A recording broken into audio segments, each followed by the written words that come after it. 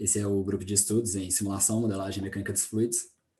Começou eu e Pedro Morel, uma parceria entre alguns alunos da UFMG e o FRJ. O objetivo aqui é reunir pessoas interessadas nas áreas de simulação computacional, programas de caráter aberto, modelagem de sistemas, mecânica dos fluidos, para compartilhar técnica, experiência e conhecimento no geral. A forma como a gente organiza é um encontro semanal, para fazer uma espécie de um semináriozinho aqui, como nem esse. Os primeiros 2 encontros a gente fez... A gente fez uma introdução leve ao OpenFOAM e alguns softwares de caráter aberto, como o Salomé, o Paraview, e a gente tem também o Drive, que está também na descrição do grupo, que a gente oferece lá os materiais que a gente fala aqui nos encontros, e a gente também pode compartilhar livros, artigos, enfim, vai tudo lá, para o pessoal botar e tal, e tem o grupo no WhatsApp. Esses são os números nossos aí de telefone para contato. Então tá, começando aqui mesmo o encontro, agora é o terceiro encontro falando assuntos turbulência. O que é turbulência? Então, a turbulência é definida como o estado de escoamento de um fluido de forma caótica. Ele é caracterizado por ter comportamento turbilionar, difusivo, não reprodutivo e não previsível. Então, ele é difusivo porque ele difunde tanto massa quanto energia, quanto temperatura, e não reprodutível porque o caráter caótico dele não permite que você consiga nem reproduzir o mesmo fenômeno da mesma forma exata, nem computacionalmente, nem experimentalmente. As coisas vão sempre ser um pouco diferentes. A turbulência acontece porque a gente tem a equação de Navier-Stokes e a gente tem um termo nele que é não linear, que é o termo convectivo, que é esse termo que eu marquei aqui. A gente tem a velocidade, no caso, multiplicada pelo gradiente da velocidade, e isso é um termo não linear, e aí todo o fenômeno caótico, tudo que a gente tem aqui, é resultado desse único termo da equação. E para contrabalancear isso, também tem o termo difusivo, que é esse último termo da equação, que é o termo devido à viscosidade do fluido, então ele difunde calor e tal, e ele é um termo linear, e a forma como funciona, como esses dois termos são balanceados, a gente mede isso pelo número de Reynolds, que é, por definição, a relação entre as forças de inércia, que são as forças associadas ao termo convectivo, sobre as forças viscosas. Então, se tiver um Reynolds alto, quer dizer que a parte convectiva vai estar sendo mais predominante no seu escoamento, e no caso ele vai tender a ter um escoamento turbulento, enquanto que as partes, se tiver as forças viscosas forem maiores, quer dizer que a viscosidade é maior e o escoamento tende a ser laminar. Então a gente tem aqui o mesmo sistema, um quadradinho ali, um bloco, o fluido escoando sobre ele, você vê que para Reynolds diferentes, o comportamento é totalmente diferente. Qualitativamente, quantitativamente diferente, muda tudo, por causa disso mesmo. O número de Reynolds é diferente nos dois casos. Uma das coisas principais aqui da turbulência é o caráter fractal, e é mais ou menos e multiscala, e é nisso que a gente vai se basear nas teorias para falar aqui. Então, um fractal é uma estrutura geométrica, aí, matemática, que nem essa da foto, por exemplo, em que você percebe que a estrutura meio que se repete internamente a própria estrutura. Então, você tem esse pedaço aqui, por exemplo, você tem essas várias formas aí, e você vê que essa geometria ela se repete dentro da própria geometria mesmo da imagem. Então, é mais ou menos assim com a turbulência também, você vai ter os vórtices, e dentro dos vórtices vão ter outros vórtices semelhantes àqueles, e dentro deles vão ter outros, e isso você pode ir aproximando, dando um zoom ali, no caso, na imagem, quantas vezes você quiser. Vai sempre ter esses vórtices, e esse é o caráter multiscala da turbulência. E aí aqui a gente observa, por exemplo, esse aqui é um escoamento entre dois fluidos diferentes, com velocidades diferentes, e isso aqui é a estabilidade que a gente conhece como instabilidade de Kelvin-Helmholtz. Então, é um sistema instável, as pequenas perturbações vão se amplificando, a gente vê que o sistema vai ficando mais caótico, e você vê esse caráter multiscala, né? Tem como se fossem essas garrinhas ali, e dentro das garrinhas tem outras garrinhas menores, e dentro delas tem outras garrinhas menores, os vórtices também, você tem vórtices dentro de vórtices, e isso que é o caráter, no caso, multiscala da turbulência. E no caso, você vê que o sistema vai tendendo a ficar cada vez mais desordenado e cada vez mais caótico, quanto mais ele vai passando. Então, é só para ilustrar aí essa ideia da multiscala e do fractal também, por meio aí isso é uma simulação no computador, né? Da instabilidade de Kelvin-Helmholtz. E Então tá, como é que a gente definiu isso? A gente define isso com, no caso, Richardson, definiu isso aí com a teoria da cascata de Richardson, que a ideia é que você tem, no caso, vórtices dentro de vórtices, e você pode associar esses vórtices às dimensões deles, seja a dimensão de velocidade U ou a dimensão de tamanho L, e o que acontece é que você vai ter vórtices de tamanhos diferentes, ou seja, escalas diferentes, e eles vão ter Reynolds associados diferentes também. Então, você vai ter o Reynolds associado a uma escala L, que vai ser dado pela fórmula de Reynolds normal, LU sobre mi ali, ni, no caso, né? E você vai ter também para uma escala menor, que vai ter um outro Reynolds associado a essa escala menor também. Então, os Reynolds, dentro dessa estrutura da turbulência, eles variam, né? Você vai ter turbilhões que vão estar em velocidade maior do que turbilhões que estão em velocidade menor, que estão dentro ali internamente a eles. E é isso. E aí, a forma como funciona essa cascata de Richardson é o seguinte: você tem o seu fluido, você tem o seu sistema macro, né? O seu sistema ele pode ser um carro que está passando pelo vento, ou então pode ser um avião que está voando, ou então pode ser o planeta Terra, enfim. A gente tinha os exemplos ali atrás, uma xícara de café, enfim. O seu sistema macro, ele, seja qual seja a força que está movimentando aquele fluido ali, você tem um movimento macro ali do seu fluido, e nessa escala, que a gente chama de escala de forçagem, a gente vai ter uma dimensão característica L e uma velocidade característica U. Então vai ser, por exemplo, para o seu carro 3 metros ali, para o seu avião, sei lá, 30 metros, para o seu planeta ali vai ser, sei lá, alguns milhares de quilômetros. Então, a forma como funciona isso, a cascata de Richardson, é que a energia que é jogada inicialmente no escoamento grande, então a gente pode voltar, por exemplo, aqui no vídeo aqui, a energia começa sendo no escoamento grande, que tem o fluido, dois fluidos passando, e o que acontece é que a energia que inicialmente estava focada nesse escoamento macro, ele vai sendo transferida para as escalas micro. Então agora você começa a ter vários turbilhões aparecendo ali na interface, e turbilhões dentro de turbilhões. Então a ideia é essa energia é transferida de uma escala grande para uma escala menor, e quanto mais a energia é transferida, mais caótico o seu escoamento vai ficando, né? Porque você vai ter várias pequenas estruturazinhas ali dentro de outras estruturas que vão deixar o escoamento mais imprevisível, mais difusivo e etc. E aí o que rola é que no finalzinho de tudo, isso não é infinito, né? A cascata não continua para sempre, porque no final o que você tem é que, pegando a equação lá de Navier-Stokes, você tinha um Reynolds associado a cada uma das estruturas, né? Você tem uma estrutura grande, tem uma velocidade e um tamanho maior, e você tem uma estrutura menor que vai ter um outro Reynolds também. E aí o que rola é que quando chega nas estruturas cada vez menores, vai chegar uma hora que a estrutura lá embaixo vai ter um Reynolds igual a 1. E o Reynolds igual a 1 é o quê? Quer dizer que as forças de inércia e as forças difusivas são iguais. Então vai ter dissipação. As forças das energias, a força difusiva vai ser relevante no seu sistema, e aí vai dissipar a energia naquela escala final ali. Então, no caso, vai dissipar por causa da viscosidade do fluido em forma de calor mesmo. Então é isso, a energia é transmitida das grandes até pequenas escalas até eventualmente atingir uma escala de dissipação, onde o Reynolds é igual a 1 e os efeitos viscosos se tornam relevantes de novo. Então, qual que é a problemática assim, da turbulência?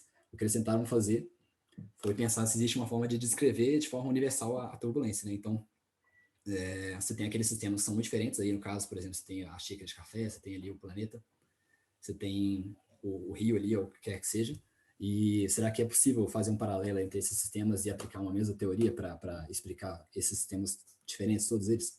Então, essa que é a problemática da descrição universal da turbulência. E aí, a forma como, no caso, como o Gorov, ele pensou, é que você tem uma escala maior, que é a escala de forçagem, que vai definir o seu escoamento macro, que seja ali a forçagem do seu leite lá que está derramando, seja ali a forçagem ali das massas de ar no planeta. E esse é inhomogêneo e anisotrópico, né? Ou seja, tem a direção do escoamento macro, seja ali um vento, seja ali no caso o leite, enfim. E abaixo dessas escalas, quanto mais pequeno você vai ficando, né? Quanto menor você vai ficando, as escalas tendem a ser universais, então elas começam a ter comportamentos semelhantes, mesmo que seja sistemas totalmente diferentes, no caso aí, o leite, o planeta, enfim, todos eles, quando você vai descendo aquelas cascatas e pegando estruturas cada vez menores, eles vão ter comportamentos universais, assim, não, comportamentos isotrópicos, ou seja, o fluido não vai ter tendência a se mover em nenhuma direção, necessariamente, diferente do macro, né? O macro, se o rio está vindo para cá, o fluido vai para cá. Só que se você olhar bem perto ali, as partículas nas escalas menores não têm necessariamente tendência a seguir uma direção específica, é um comportamento isotrópico. E aí, essa a teoria de Kolmogorov é baseado então na ideia de que existe uma escala bem pequena, uma escala pequena, assim, abaixo dessa escala macro, em que o fluido esquece, por assim dizer, o contexto inhomogêneo isotrópico das escalas. Então, se ele está nas grandes escalas, o fluido tem uma direção de escoamento preferencial, por algum motivo que seja da natureza do escoamento. Quando você vai descendo, ele, por assim dizer, esquece isso aí, e ele começa a se movimentar de forma totalmente isotrópica e semelhante. E essa é a questão da escala universal. E a primeira hipótese que ele faz é de que se o Reynolds for suficientemente grande, né, se for um escoamento turbulento no caso, vai ter uma microescala, uma escala muito pequena, em que o movimento é determinado 100% pela viscosidade e pela potência, no caso. Então, são as duas variáveis que vão interferir para esses escoamentos dessa microescala, que no caso seria a menor escala do seu escoamento.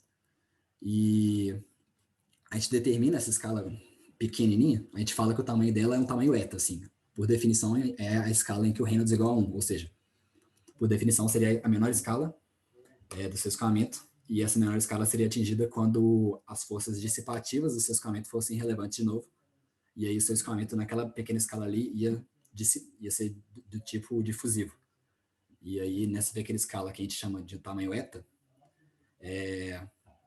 a gente pode definir, falando que o Reynolds é igual a 1, a gente consegue achar relações para as dimensões da escala. Então, no caso, a gente consegue achar qual que é o tamanho da escala, o eta, o valor do eta, em função da potência do seu escoamento e da viscosidade, está aí. A velocidade também pode ser encontrada, e o tempo característico também dos fenômenos ali, o tempo médio do que isso está sendo estudado ali, também vai ser definido por essas equações. Então, a gente conseguiu, por essa teoria, e falando que o Reynolds é igual a 1 nessa escala, ou seja, a dissipação viscosa ela é relevante, a gente consegue achar uma relação para o tamanho, velocidade, tempo, para tudo mais.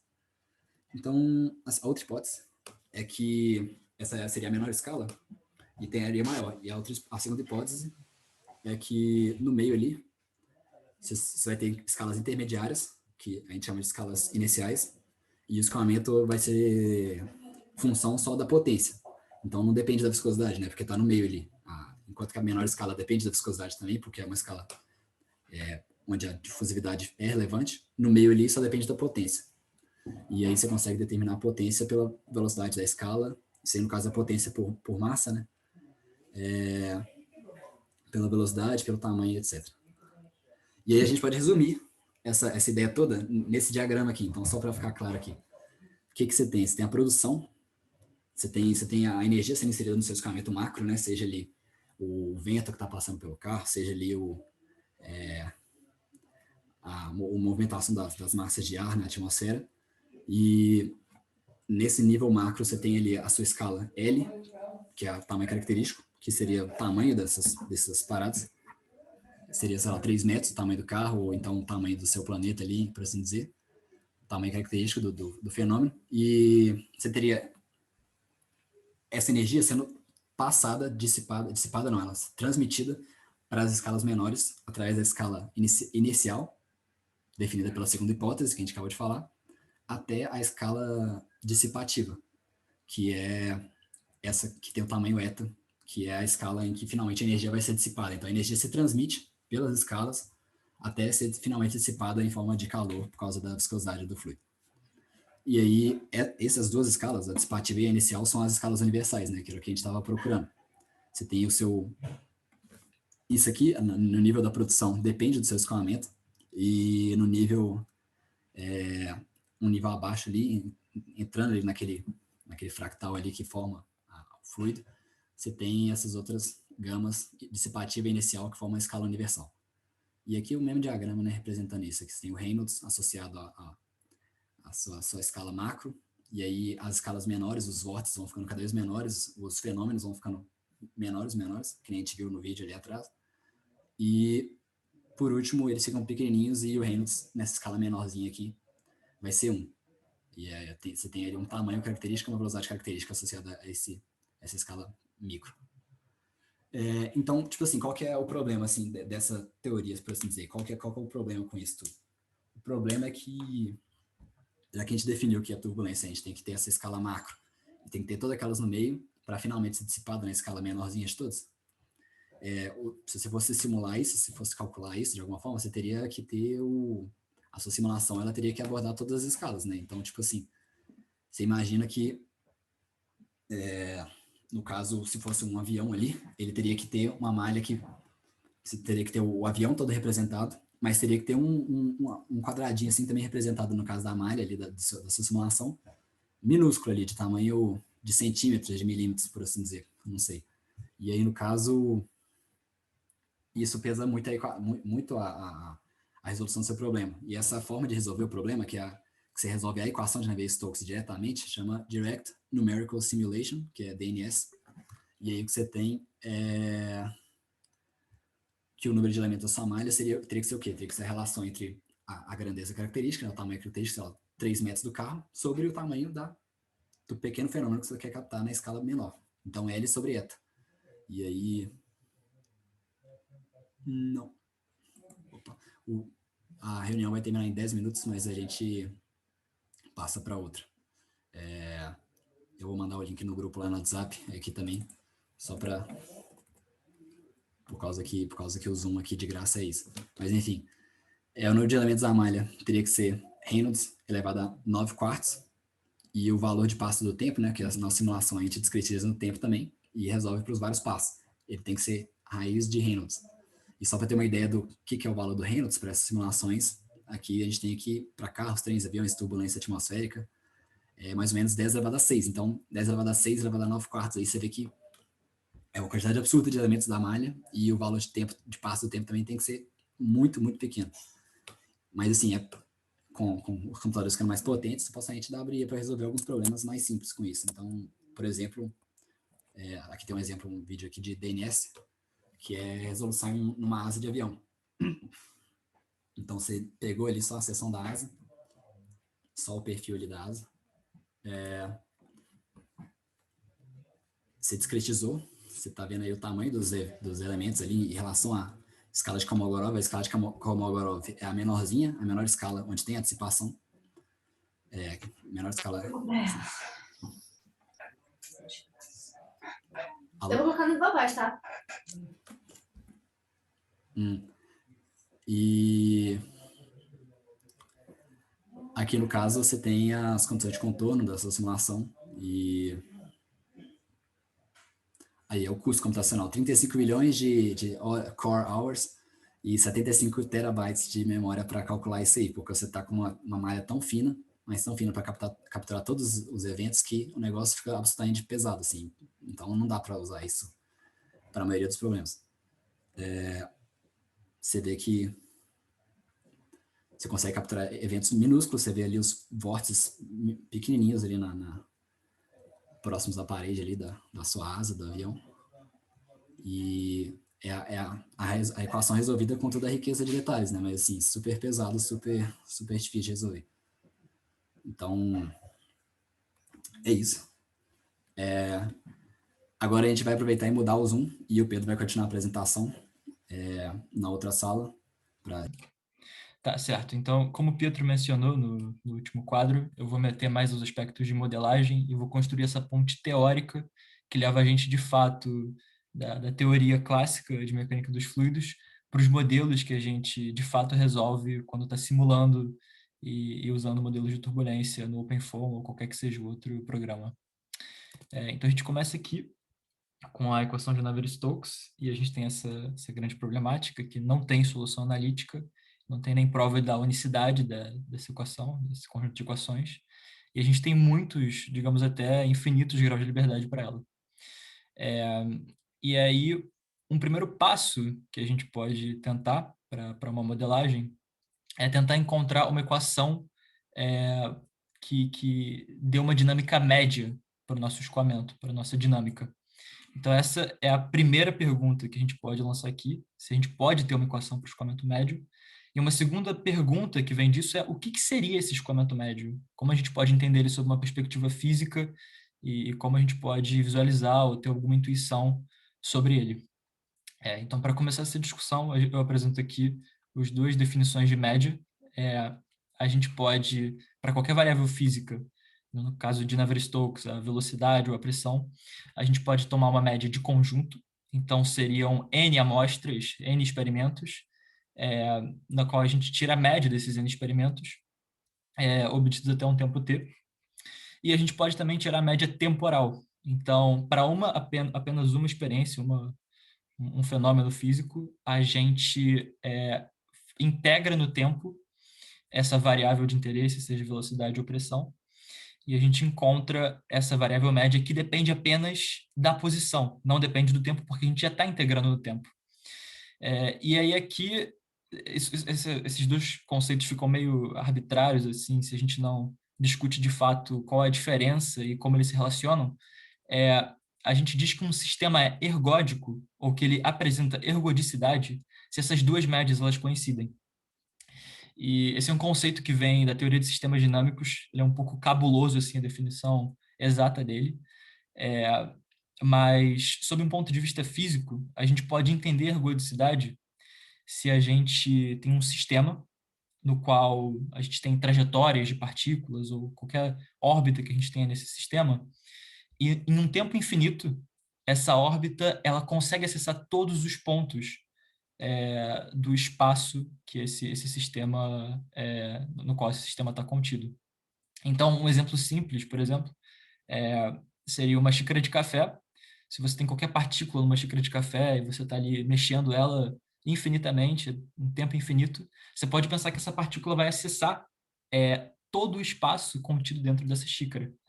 E isso é suficiente, sob um ponto de vista físico, um ponto de vista intuitivo, para você dizer que o sistema apresenta ergodicidade. A gente já vai ver um exemplo que reforce esse conceito, mas enfim. E aqui estão as propriedades desses operadores de média. Então, a média da soma é a soma das médias. A média de uma multiplicação de uma constante por uma variável, a gente pode sair com essa constante. Essa terceira propriedade aqui é só reforçando essa segunda. Então, a média de uma variável f é uma constante, então ela está sujeita a essa mesma propriedade aqui. E a derivada, a média da derivada de uma variável é igual à derivada da média dessa variável. Então, tratando aqui um pouco mais dessa diferença entre média de conjunto e média temporal, a gente pode começar aqui com um caso simples, uma esteira que é gerada por um cilindro em oscilação forçada por um escoamento. Então, a gente tem esse escoamento com um sentido preferencial, e aí a gente tem aqui esse cilindro acoplado a essas duas molas, e ele está gerando essa esteira de vórtices, e essa aqui é uma visualização experimental desse fenômeno. E se a gente faz uma simulação, a gente pode obter aqui um campo de velocidade, representado por esses vetorzinhos aqui, sobreposto com um campo de vorticidade, representado por esse gradiente aqui de cores no fundo. E aí a gente pode parar para pensar como seria o campo de velocidade médio no tempo. Então, se a gente faz a média temporal desse escoamento, como seriam esses vetores de velocidade e esse campo de vorticidade?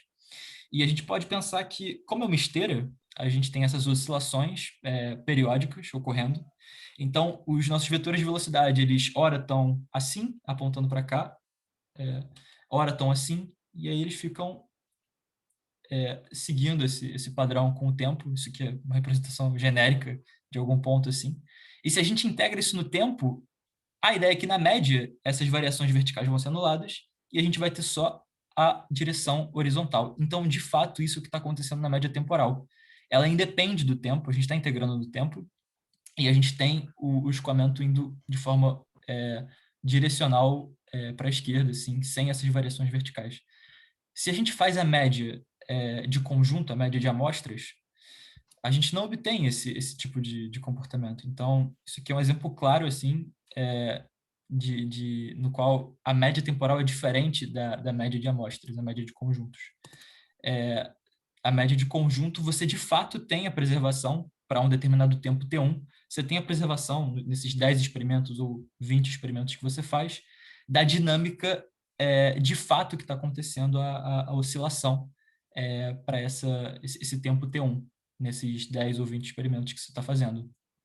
E aí, retomando esse conceito de ergodicidade, de fato, se você imagina a trajetória de uma partículazinha, por exemplo, vindo daqui, a órbita, a trajetória dessa partícula nesse sistema dinâmico, você pode imaginar ela fazendo alguma coisa assim por aqui, passeando e tal, e seguindo a vida dela. Ela não vai preencher esse sistema, ela não vai acessar todos os pontos disponíveis nesse 2D aqui, nesse R2. Então, isso é só uma forma de visualizar a não ergodicidade do sistema e, portanto, essa não equivalência entre as médias. Então, só reforçando esses conceitos. Uma vez apresentado isso, a gente pode seguir na modelagem, usando a média temporal e apresentando também esse outro conceito, que é a decomposição de campos.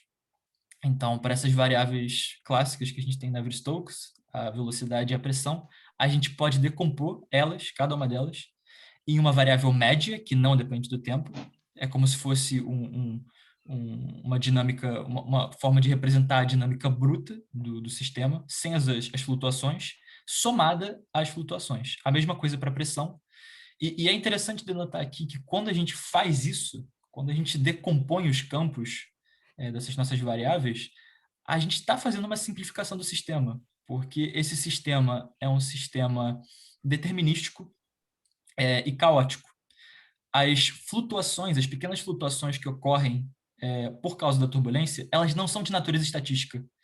Ao fazer a decomposição de campo, a gente está dizendo, a gente está fingindo, tá trazendo essa premissa, essa hipótese de que é de natureza estatística, quando na verdade não é. Mas funciona, de qualquer forma, e a gente segue com essa modelagem, porque é o que a gente tem assim, como ferramenta. Então, a gente aplica tanto a decomposição de campos quanto a aplicação das médias nessas duas equações aqui que a gente tem, que é a conservação de massa e a conservação da quantidade de movimento. Então, o processo essencialmente primeiro, a gente decompõe as variáveis e, segundo, e depois a gente aplica a média. Lembrando aqui que a média de uma variável média é a própria variável média, ela não depende do tempo, você não tem diferença dela, ela continua sendo ela mesma. E, por definição, a média da flutuação é nula, porque a flutuação está flutuando, ela está variando positivo e negativamente, pouquinho assim, ao redor da variável média, e se você integra isso no tempo, por definição isso é zero, porque a gente está trabalhando com uma estatística, uma variação estatística homogênea ao redor da média. Então, começando pela equação de conservação de massa, a gente decompõe o campo em primeiro momento, aplica a média, aqui na velocidade média e na flutuação. A média da flutuação vai zerar, e isso vai dar aqui para a gente que o divergente aqui da velocidade média é zero, e o divergente da flutuação é zero, depois de aplicada a média. Isso aqui vai ser relevante para a gente depois aqui, quando a gente estiver nesses algebrismos aqui, mas já vamos chegar nisso. E para a equação de conservação de quantidade de movimento, a gente decompõe os campos também. Então, aqui vão sair 2 termos daqui vão sair 4 termos por causa de uma distributiva, enfim. E depois de aplicar a média nisso tudo, e depois de negligenciar a média das flutuações, então zerar a média das flutuações, a gente chega nessa equação daqui de cima, e você vê que ela é bem parecida com a Navier-Stokes clássica, original. Você tem aqui a variação com o tempo, você tem aqui o termo convectivo, você tem aqui o termo com a pressão, você tem aqui o termo difusivo, com a viscosidade, só que você tem esse termo aqui que sobrou, que é esse produto com flutuações aqui. E a gente não pode zerar a média dele, porque se você pensa, por exemplo, nessa pequena flutuação estatística como sendo um senozinho oscilando ao redor da média. Esse pequeno senozinho, se você integra ele no tempo, você pode sim pensar que, beleza, dá para zerar esse cara. Mas se esse seno tiver ao quadrado, ele vai estar necessariamente em cima dessa média, assim, ou equivalente a ela, assim. Então, não é trivial que a gente pode zerar esse termo, a gente tem que permanecer com ele na nossa equação.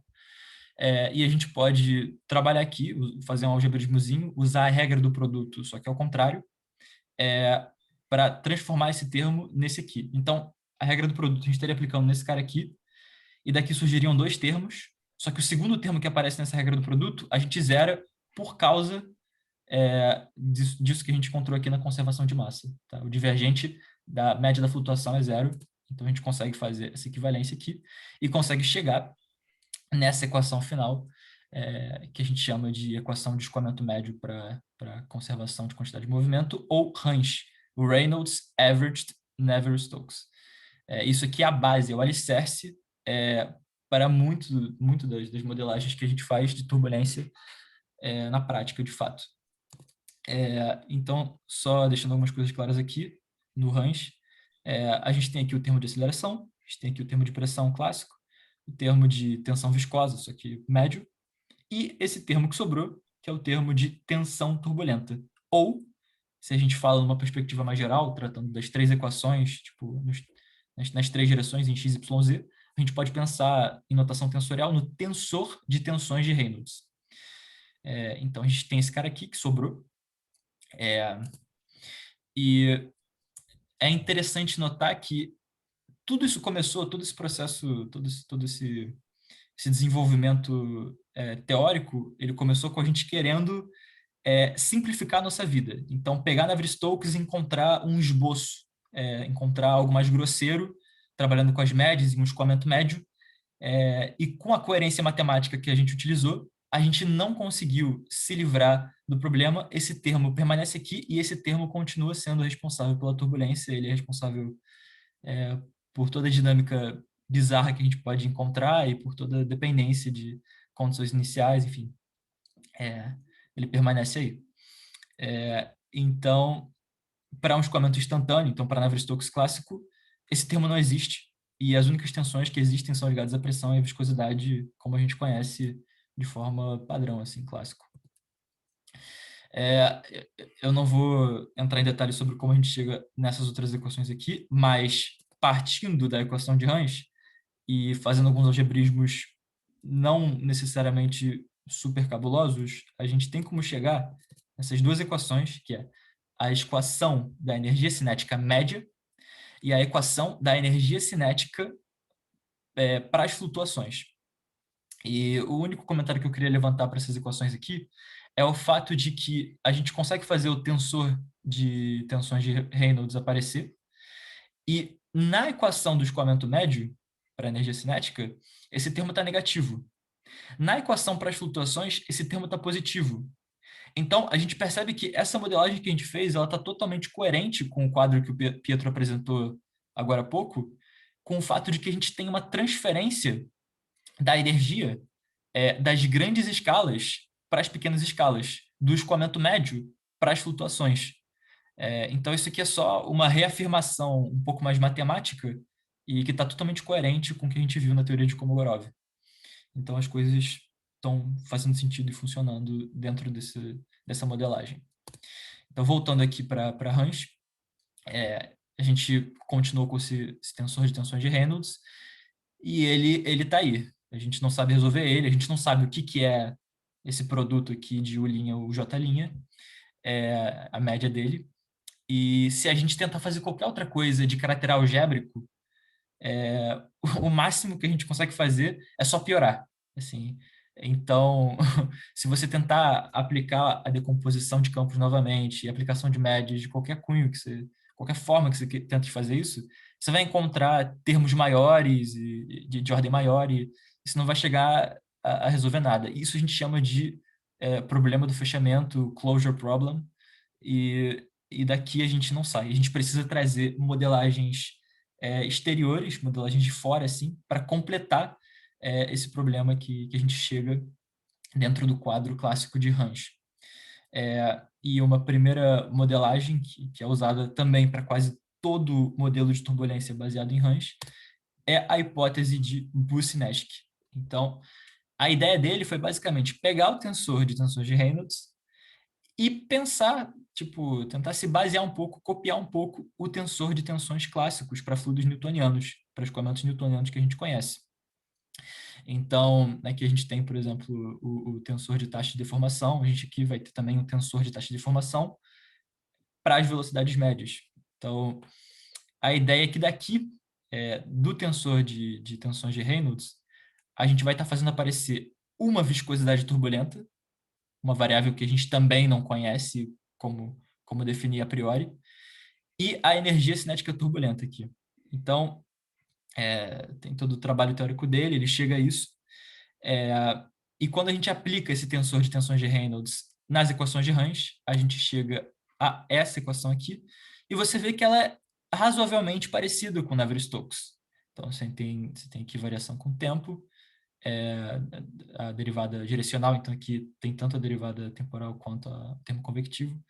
Aqui você tem o termo da pressão, só que você tem esse adicional aqui por causa da modelagem de Boussinesq, tá? E você tem aqui uma viscosidade efetiva, que vem da viscosidade original, mas também vem da viscosidade turbulenta. Então, a viscosidade efetiva é a soma das duas. E aí aqui a gente, tratando de fato como a gente pode resolver esse problema, a gente precisa encontrar um modelo para a viscosidade turbulenta, que depende da posição e do tempo, e para a energia cinética turbulenta. Lembrando que a viscosidade turbulenta, ela não é como a viscosidade original que a gente tem aqui, ela não é constante, ela não é intrínseca ao fluido, ela não é constante no tempo e no espaço. Então, esse é um detalhe que dificulta a modelagem dela, não é algo trivial e simples de se colocar assim na mesa. Então, aqui tem alguns modelos que completam, que modelam e resolvem a viscosidade turbulenta e a energia cinética turbulenta, só que para o quadro dessas reuniões que eu e Pedro a gente pretende fazer, a gente achou melhor não entrar em detalhes, porque provavelmente a gente ou iria passar muito rápido de forma não boa o suficientemente, ou ia demorar muito tempo, o que não fica factível de fazer também toda semana, mas a gente adoraria explorar com vocês também em outras reuniões. Mas eu deixo aqui uma pequena referência. Então, assim, aqui a gente acaba entrando num terreno bem ad hoc. É, é, Tem modelos e modelos, tem uma seleção natural de modelos, assim. Eles surgem, alguns são melhores que outros, alguns são melhores para alguns casos. Então, se você tem um gradiente de pressão adverso, alguns podem falhar e antes eles funcionavam super bem. Então, tudo isso tem que ser levado em consideração e tem que ter um estudo cauteloso sobre esses modelos, mas toda a base teórica e matemática que chega a eles é isso aqui. São as equações médias de Navier-Stokes, depois de decomposição de campos e aplicação da média de Reynolds, que está em coerência com a teoria de Kolmogorov. Então, só fazendo aqui também uma leitura final. Perdão. Aqui também, lembrando, no OpenFOAM tem todas essas implementações aqui de modelos de turbulência. Então, existe um suporte relativamente fácil para todos esses modelos. Cabe, de fato, o grande desafio é, de fato, entender eles, entender onde faz sentido estar aplicando cada um deles, em quais cenários, e aí isso requer, de fato, um estudo do desenvolvimento e dos resultados deles em casos de benchmark, assim, onde eles funcionam bem, onde não funcionam, onde é suficiente, e levando sempre em consideração o custo computacional, ou seja, o que você precisa estar obtendo como resultado, o que é suficiente para você em vista dos seus recursos computacionais. Isso aqui é só uma última figura, meio que trazendo um overview assim dos modelos. Então, a gente tem aqui o que foi mencionado pelo Pietro, as simulações DNS, em vista da cascata de energia de Richardson, em vista dessas escalas aqui. Então, a gente tem uma escala inicial de injeção de energia, as grandes escalas, e a gente tem aqui o fluxo de energia, então a gente vai chegando a escalas cada vez menores, até que a gente chega na escala de Kolmogorov, na qual tem a dissipação da energia. Se a gente resolve DNS, a gente resolve Navier-Stokes até aqui. Essa monstruosidade seca e violenta de simulação. Assim, se for factível, possível de fazer, bom, você pode estar obtendo bons resultados aí, se seguir todas as condições de convergência certinhas. Você não precisa se preocupar com modelo e na acurácia do modelo que pode estar trazendo assim, para a física do problema. Isso está bem garantido para a DNS. No caso de Range, você resolve até certa parte na Navier-Stokes. Você tem Navier-Stokes aí presente. A gente está trabalhando com um escoamento médio de Navier-Stokes, só que entra um grande espaço aqui para modelagem. Então, uma primeira modelagem é a hipótese de Boussinesq, que traz a viscosidade turbulenta e a energia cinética turbulenta. E uma segunda modelagem é a modelagem desses próprios termos, como a gente resolve a viscosidade turbulenta, como a gente resolve a energia cinética turbulenta também. Então, você tem mais modelagem, em contrapartida, é bem mais em conta, assim, em termos computacionais. E um meio termo nisso aqui tudo, que é um pouco mais robusto em termos de resolução analítica, você traz mais física, você traz mais suporte teórico, são as Large Area Simulations, LAS, na qual você resolve mais, você tem mais resolução analítica, mas você tem um espaço aqui para modelagem, ou seja, é mais robusto que Range, né, em determinado sentido, só que, e ao mesmo tempo é mais factível que DNS. A grande questão de saber alterar e iterar entre esses modelos e essas técnicas aqui é conhecer bem seu problema, conhecer bem seus recursos e conhecer bem também o que você precisa obter como resultado, a qual acurácia e qual nível de precisão. Também trouxe aqui alguns assuntos que faltaram, porque, assim, é difícil chegar e falar que a gente está dando uma aula de turbulência em 1h20 ou qualquer coisa assim, porque falta muita coisa. Então, obviamente, faltou entrar em detalhes sobre os modelos de turbulência e, de fato, como está aplicando eles para simulações com OpenFOAM ou Basilisco ou qualquer outro software aí, Open. Faltou falar, obviamente, de leis de parede, isso aqui é importantíssimo também, é imprescindível para as simulações, para uma perspectiva mais prática aí. Sob um ponto de vista teórico, faltou falar de problema da intermitência e de estruturas turbilionárias, então, tubos, guardanapos de turbulentos, e como está ligado e ao problema da intermitência, como está ligado ao problema da intermitência. E também tem todo um estudo de tratamento estatístico da turbulência que tem bons resultados e que completa bastante a teoria K41 de Kolmogorov, e que só não teve como a gente trazer aqui, mas assim, a gente tem um drive e a gente vai colocar tudo que for possível, assim, pelo menos que eu tenho de referência, e o Pietro também, a gente vai estar colocando um drive aí, em inglês, português, francês, para quem conseguir. E é isso, gente. Espero que tenha sido útil, interessante para vocês. Tem alguma dúvida? Alguém tem alguma dúvida? Algo a acrescentar? Algum comentário?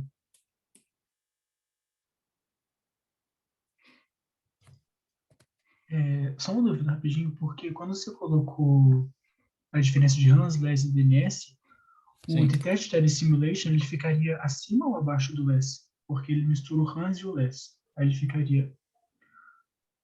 Não sei... Perdão, você pode repetir? Eu não escutei direito. O DES, que tem o LES, o DES e o DNS. O Detached Area Sim. Simulation, ele ficaria acima ou abaixo do LES em questão de Cara, trabalho? eu diria que entre os dois aqui, entre LES e DNS, assim, mas eu não me arrisco a te dizer com total certeza e garantia que essa resposta tá correta. Peraí, qual foi a pergunta? O 10, ele tá perguntando DES. É DS, isso? sim. Detached Area? Isso, Detached Area Simulation. Assim, eu acredito que seja entre o Hans e o Les, entendeu?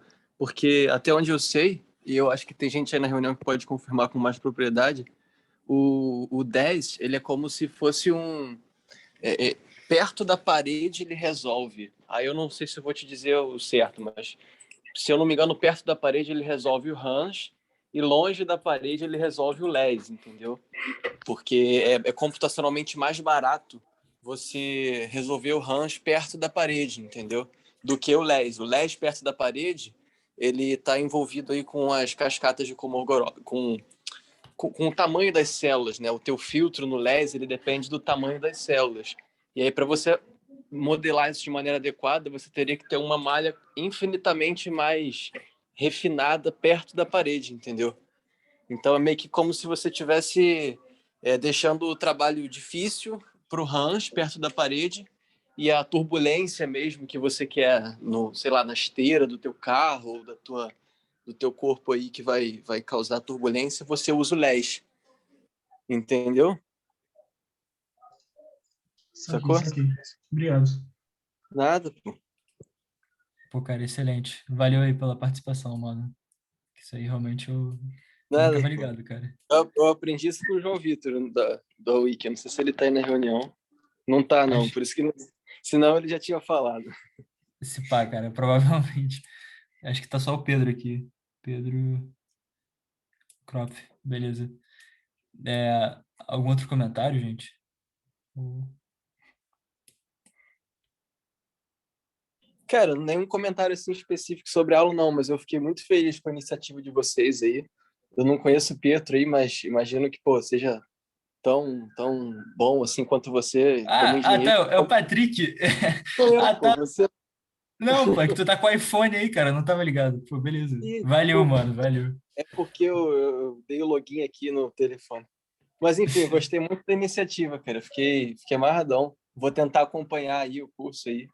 E, enfim, a Não, gente vai então, ser. cara, isso é até um comentário interessante, cara. Tipo, a ideia é que assim, a gente vai estar tentando trazer, até para reforçar o que a gente aprende aqui.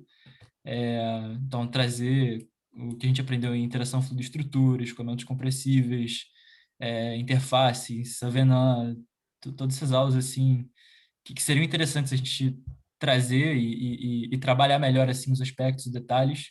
Eu acho que um jeito muito bom de estar fazendo isso é fazendo essa. Ah, tá, 10 minutos, tá?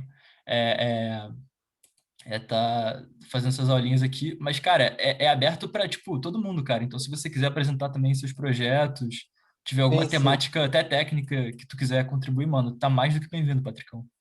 Pode Pô, chegar, cara. obrigado. Eu tô um pouco enrolado assim, confesso que eu tô tentando estudar e fazer um curso ou outro nas férias também para aproveitar o tempo. Mas com certeza a gente marca alguma coisa, cara. Vou ficar bem feliz aí de contribuir. Boto fé, E cara. pô, maneiro aí que vocês conseguiram juntar aí o tempo de vocês para, porque isso deve dar um trabalho, cara. Imagino que não seja simples só pô, botar um PowerPoint e apresentar, sabe? É bem mais do que isso.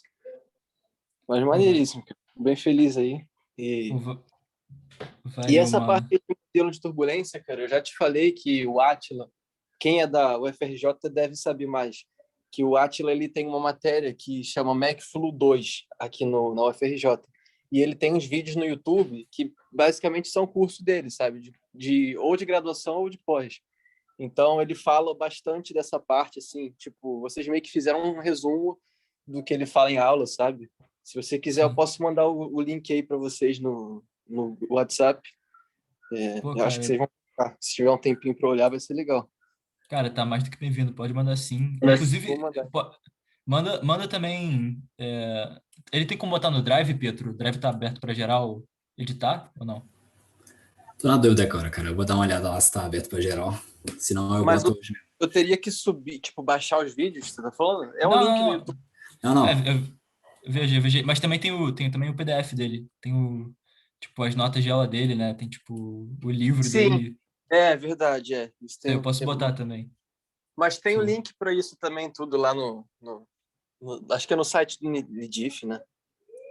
Eu acho que sim, cara. Eu vou dar uma olhada. Mas é, É tudo. é um bom lembrete, cara. É, Perfeito, legal. mano. Bom, acho que é isso aí então. Parabéns aí para vocês dois e abraço. Pô, valeu, cara. E obrigado pela Depois a gente fala participação Valeu, também. mal. cara. Ah, que isso. É, Mas então, galera, acho que é isso, né? Então, por hoje, o que o Pedro falou aí também, você pode terminar de gravar aí também, Pedro. Acho que pode já crer. deu. Cadê? Cadê esse aqui? Mas, assim, o que a gente tenta fazer aí